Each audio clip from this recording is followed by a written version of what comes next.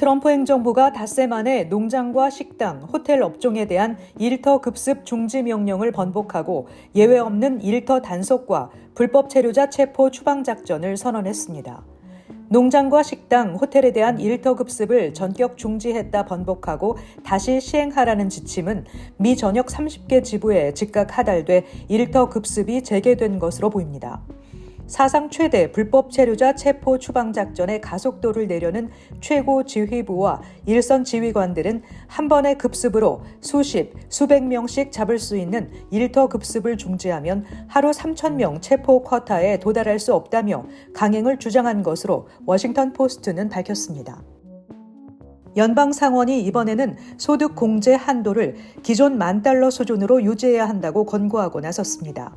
앞서 연방 하원은 트럼프 대통령의 감세한 패키지 크고 아름다운 법안에 솔트 소득 공제 한도를 $40,000로 높인다는 내용을 담아 통과시켰지만 상원에서는 기존 수준 $10,000로 유지해야 한다는 입장을 내놓은 것입니다. 이미 $40,000 솔트 소득 공제 상한선을 통과시킨 연방 하원 내 공화당 의원들은 크게 반발하고 있습니다. 특히 뉴욕, 캘리포니아주 등 소득과 세율이 높은 주에서는 민주당뿐 아니라 공화당 의원들까지도 솔트 소득 공제 상한선을 높여야 한다는 입장입니다.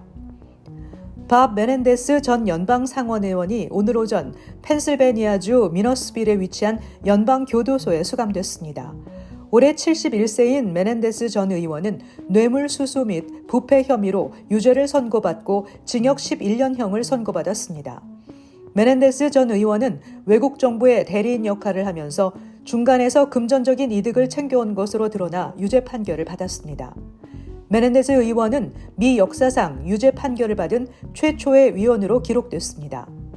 또 메넨데스 의원은 상원 외교위원회 위원장으로 활동하던 당시 이집트 정부를 위해 활동하는 거간꾼 역할을 했다는 혐의와 함께 이집트 출신 사업가들로부터 금괴, 고급 차량, 수십만 달러에 달하는 현금 등 각종 뇌물을 받은 것으로 드러났습니다. 도널드 트럼프 대통령이 피난처 도시에 대한 대규모 추방 집행을 벌이고 있는 가운데 뉴욕시장은 이에 협조하지 않겠다는 입장을 밝혔습니다.